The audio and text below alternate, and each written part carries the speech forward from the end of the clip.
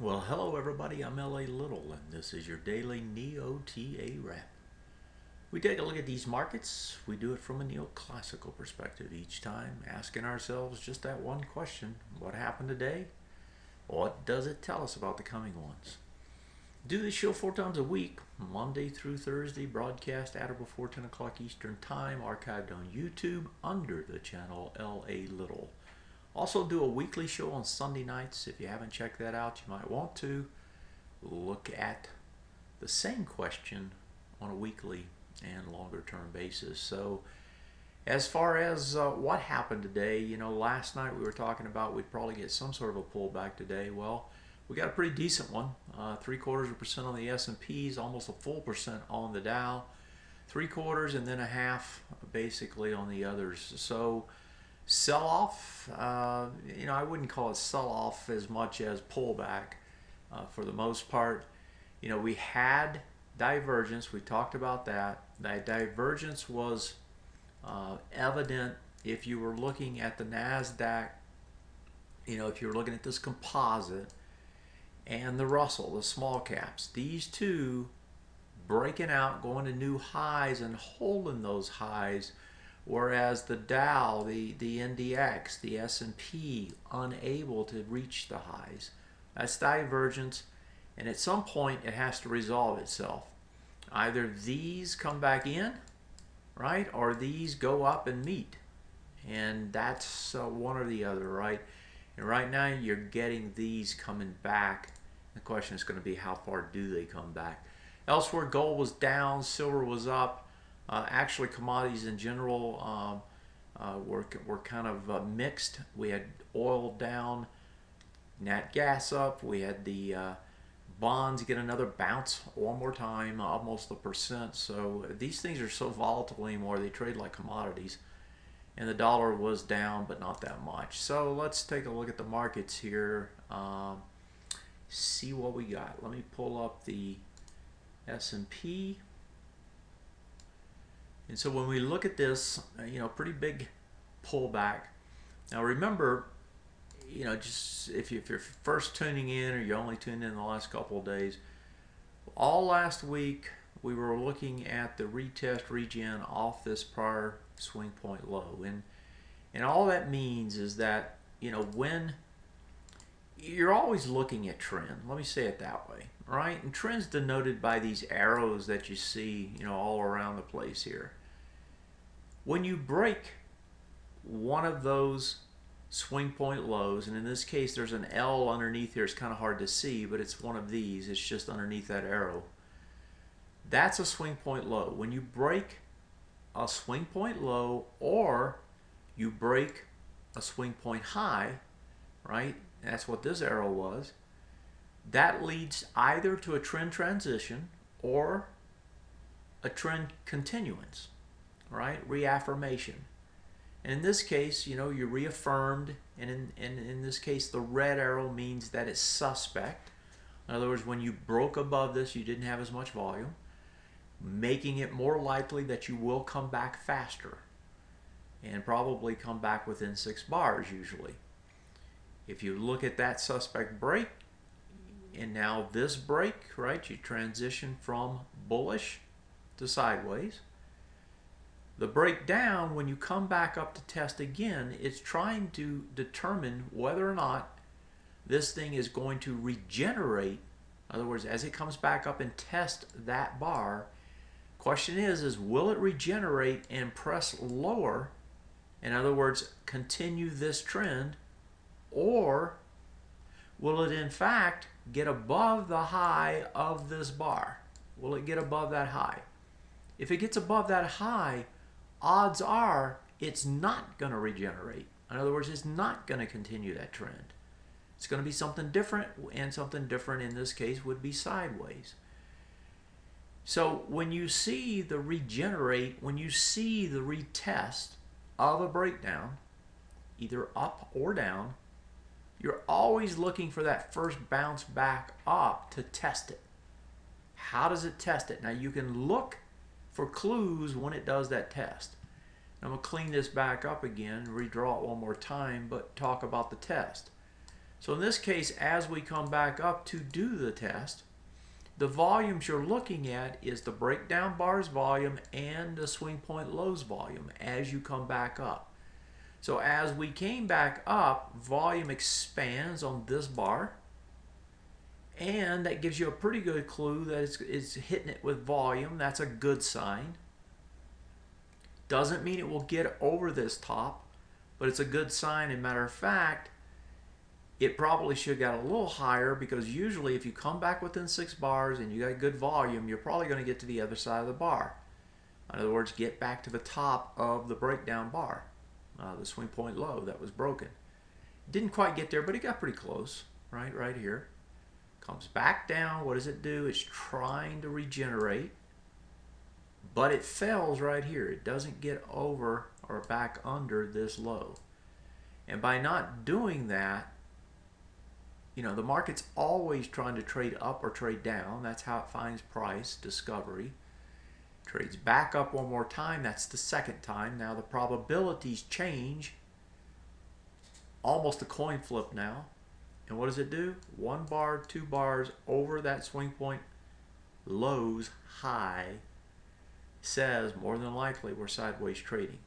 That's important to know. Why is that important? Well, because when you get a day like today, everybody starts thinking, oh my God, here we go again, right? We're going to go break down again. Well, it's possible, but it's not as likely right now. In other words, it's possible that you come down here and you've got 3 swing point lows all lined up together now. It is possible that you come right back down here and test this all again. But given what I just talked about, more than likely for now, at least the next few bars, it's probably not going to break these. And it's in fact going to stay in the range, right, and continue to test in the range. So that's a long-winded explanation, but sometimes it's good to go over these things, and I don't have a lot more I'm going to cover tonight in general, so it's a good night to do some explanations. Let's flip to the others and see what they look like.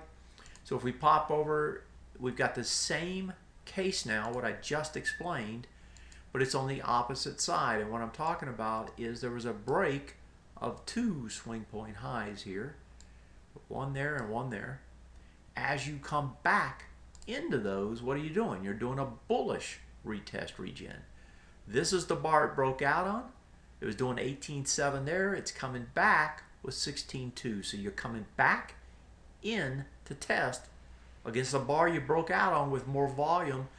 You have lighter volume coming back in against it.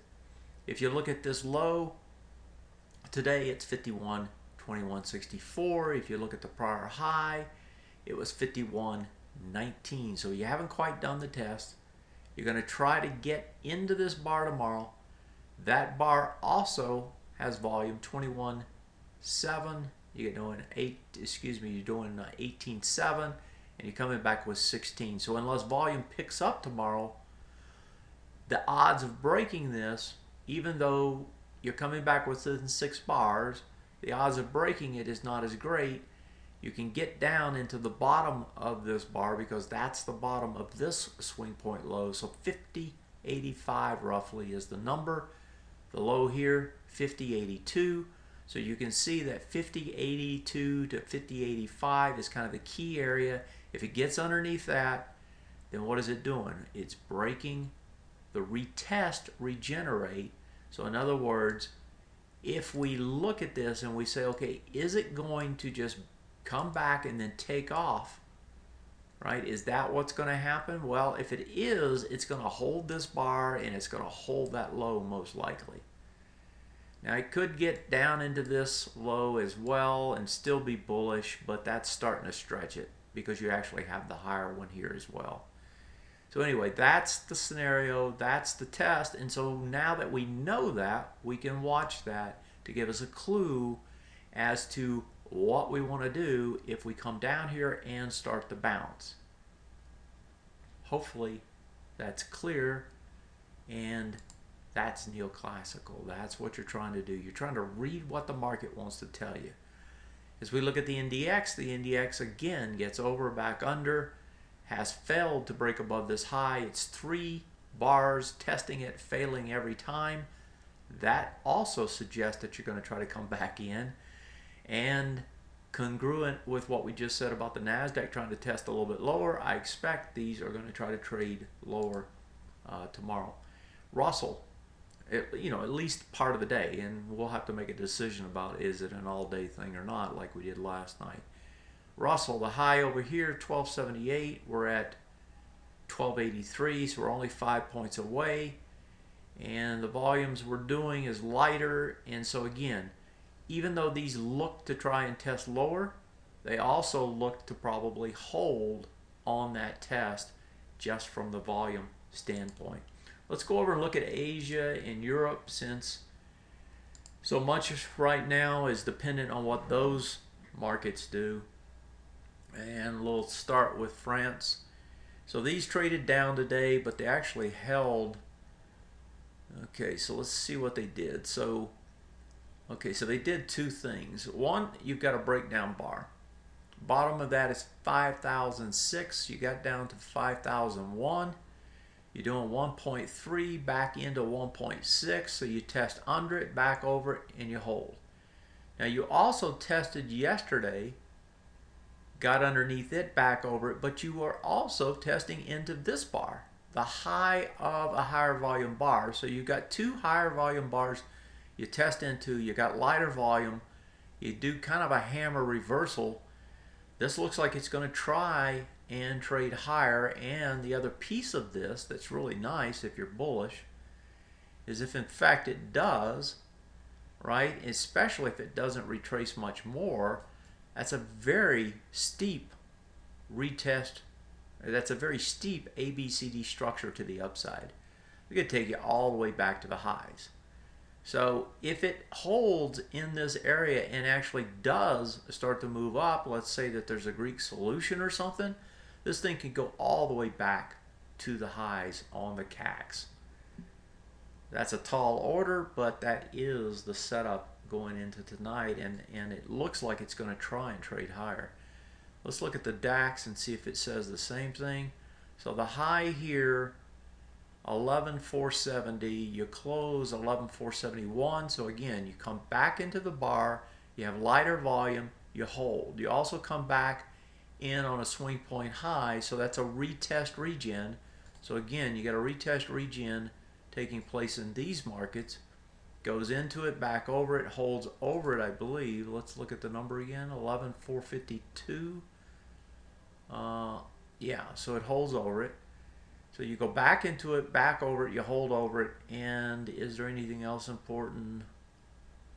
Not really. So again, that's bullish. I like the way that looks. And just like we just spoke about with the CACs, here again, you have a potential strong ABCD structure that would take it all the way back towards the highs. So that one is a nice setup as well. Let's go to Asia. And actually, let's look at the FTSE while we're here. Haven't looked at it in a while. See what it looks like. And it's doing long tails but pushing more volume. That actually looks like it's going to try to trade higher too. While I'm here, let's pop over and see what our friends up north are doing in Toronto. And that's doing a test into that bar, has more volume. A test into the low has less volume. That low's low, the swing point low that was broken's low, is 14,935. We close at 14,947, so we're over at less volume, so we're into it. And it's been tested once before, so now it's almost a coin flip. This looks like it's going to try and trade higher as well. And let's look at our friends over in Australia. That actually looks like it's going to try to trade lower. How about India? India had a nice spike up. Does a little bit more volume, but it's testing the breakdown bars high, not yesterday. That breakdown bar's high is 27,230. You got 27, what's the number there? 27,942. And this was 27,953. So you didn't test over it yet. So it's not a test failure. It's on the breakdown bar though, and it did test over it and failed. That's going to try to come in. Brazil. Long tails can't go anywhere. That looks stuck. Let's go to Asia. Hong Kong. Okay, so now Hong Kong market, remember, was coming up. We thought it might push a little bit farther. It did. It did a doji now. And this looks like it's ready to try to come back in a little bit. Let me see. 27,406.41. Yes, goes over it, back under it, less volume. It's into some big bars here. That does look like it's going to try to trade in tonight. Nikkei. Now the Nikkei was very strong yesterday. Does a doji today. This one's going to try to come back in finally. It doesn't have to, but it looks like it's going to try to. Shanghai.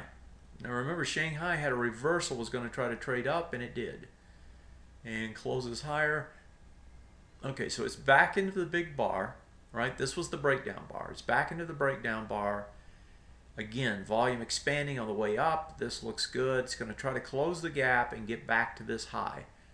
4985, and let's go to the highs low, big volume bars low. 4997, 4985. It's going to try to trade into that congruent area.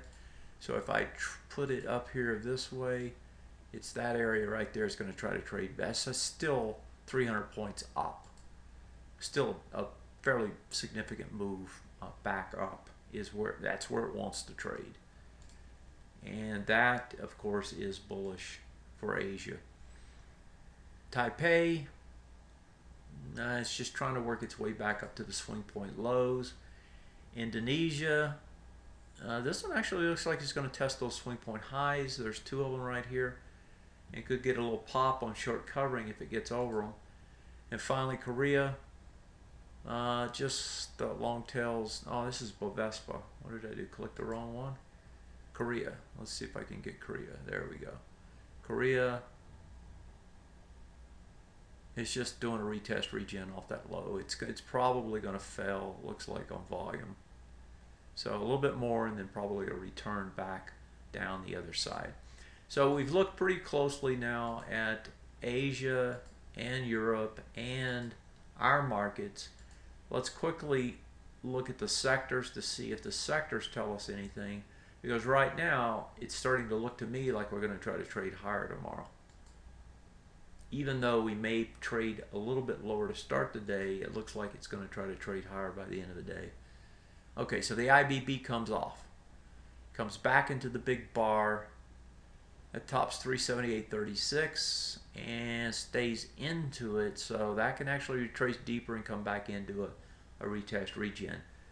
I wouldn't be surprised to see it try to bounce though. ITB got a nice run and looks to me like it's about done with its run. Transports. Now they've been stuck in a whirl of hurt and they're back down there again. You know, I've talked about the transports, and let me put the weekly up. They're going to try to get into the high of this low. That's 146.28, and they're not all that far away from it. I suspect that's where they're going still. XLB, the materials, trades to the low, and it looks like it may break it. 49.63, and it did by a penny. So now that's in a downtrend. So that's curious. Let's go over here to our resources, current trends. Actually, I need to log in. Let me log in first so we can see it.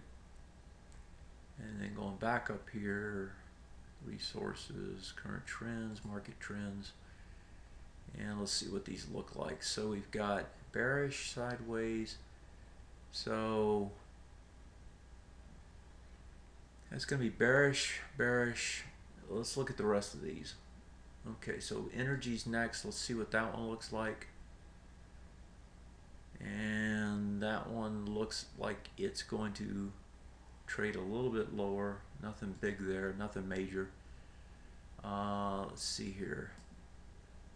Financials came in hard but has no volume, so it actually isn't that bad. XLI, and this one's going after lows too. Now if XLI breaks, that's going to take it to bearish as well. XLK, which is technology, And that goes over, under, less volume. And that's not really doing anything.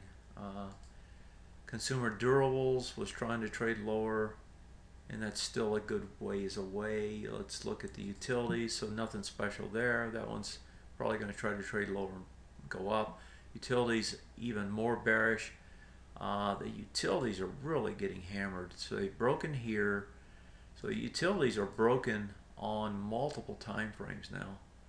Bearish and bearish. Yeah. And finally, let's see what healthcare did.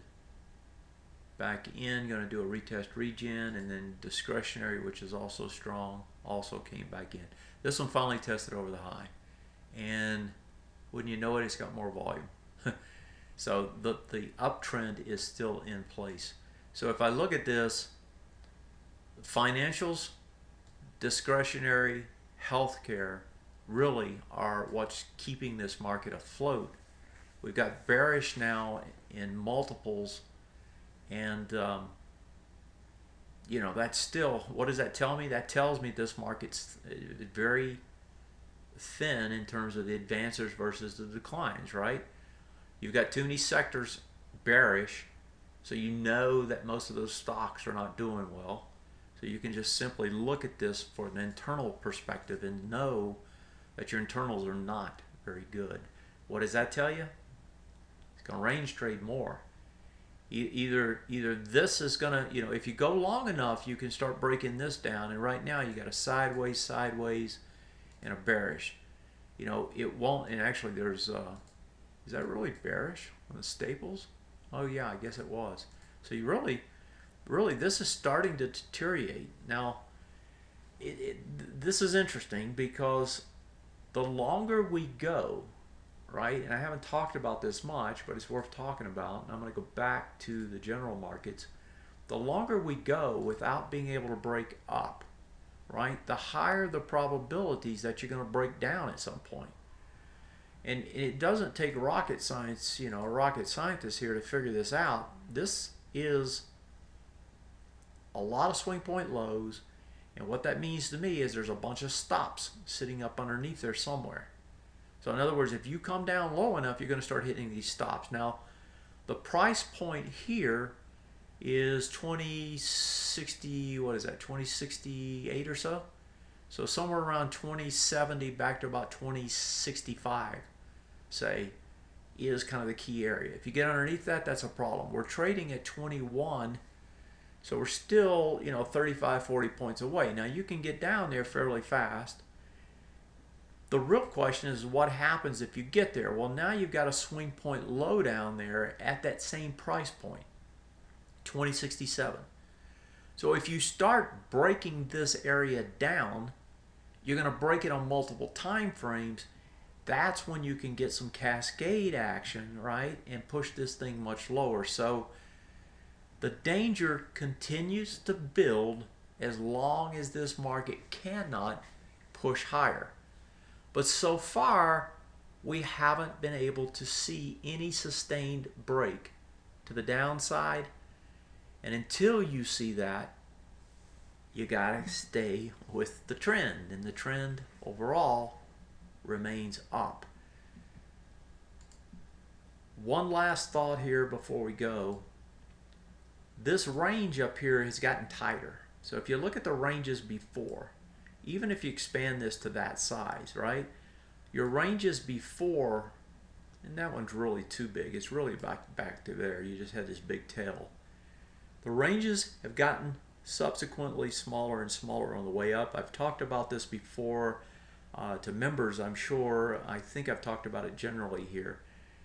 The tighter it gets, the more volatile the breakout is going to be when it comes, up or down. Now, given that this has been up for so long, you have to give the benefit of the doubt to the upside. It has to fail up there and actually start to break down. But if you start to see the breakdown, the potential for a larger move to the downside increases. And you've got two swing point lows, or two time frame swing point lows up here at that, 40 points below where we are now. If that breaks, You can get a fast move down to this swing point low. Assuming it all comes at once, then you could get a bounce. A failed bounce could take you all the way down to these. Again, another failed bounce can take you all the way down to these. So you can see how this could go, something like this, right, and just work its way down. That's the potential if this market doesn't break out. So the longer we go, the more danger builds, as long as you can't expand to the upside. And right now we haven't been able to. And if you look down the road, what's left? Greece, earnings. Those are the next big catalysts. Greece very soon, earnings after that. One way or the other, this market's going to break up or down.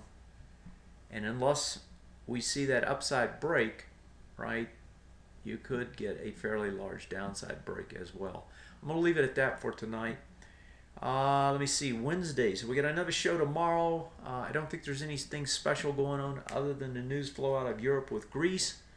Let's see what they deal us tomorrow. If you ask me what's going to happen, it looks to me like this market's going to try to bounce. Have yourself a great one. Thanks for joining me. Take care and see you next time. Good night.